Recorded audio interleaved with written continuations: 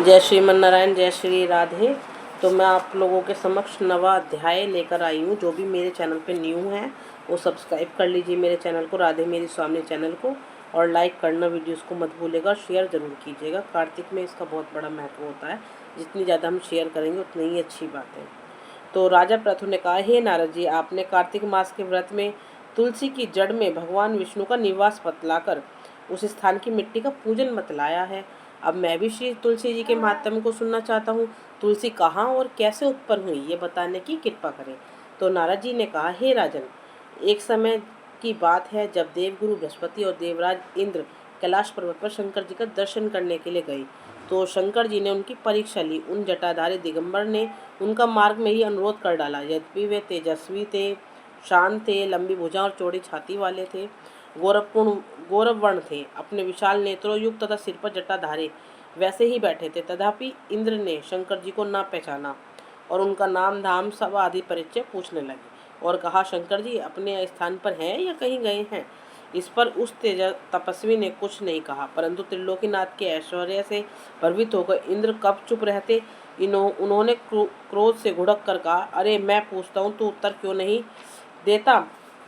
मैं अभी तुझे इस वज्र से मारता हूँ, जो वज्र ले रखा था उससे मारता हूँ, फिर देखता हूँ तुझ दुर्मति की रक्षा कौन करता है।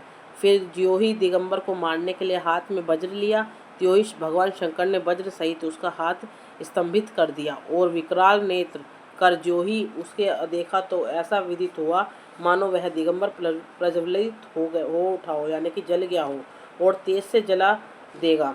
भुजाएं स्तंभित होने से इंद्र के क्रोध और दुख का अंत न रहा, परंतु ज्यों ही बृहस्पति जी ने उसको प्रज्वलित देखा, त्यों ही अपनी बुद्धि में से उनको भगवान शंकर जानकर प्रणाम किया और इंद्र को भी उनके चरणों में गिराया। इंद्र को भी उनके चरणों में उन्होंने गिरा दिया। तो देखिए, उन्होंने नहीं जाना जब ही तो गिरे, जब भी उन्हें गिराया। और बृहस्पति जी बोले, हे दीनानाथ, आप अपना क्रोध रोककर इंद्र का अपराध क्षमा कीजिए। बृहस्पति जी के वचन सुनकर महेश्वर गंभीर वाणी से में बोले, मैं अपने नेत्रों से निकले क्रोध को कैसे रोकूं। तब बृहस्पति बोले, हे भगवान, भक्तों पर तो दया करनी ही चाहिए, अतः अपना भक्त वत्सल नाम सार्थक कीजिए और इस तेज को शांत कर इंद्र का उद्धार कीजिए। तब भगवान शंकर ने कहा, मैं तुम्हारी स्तुति से प्रसन्न हूँ, जो तुमने इंद्र को जीवन दान दिलाया। अब मैं तुम्हें अपने वरदान द्वारा जीव नाम से विख्यात करता हूँ। मेरे नेत्रों की अग्नि अब इंद्र को पीड़ित नहीं करेगी। ऐसा कहकर शंकर जी ने अपने माथे से निकले हुए तेज को लेकर क्षीर सागर में डाल दिया।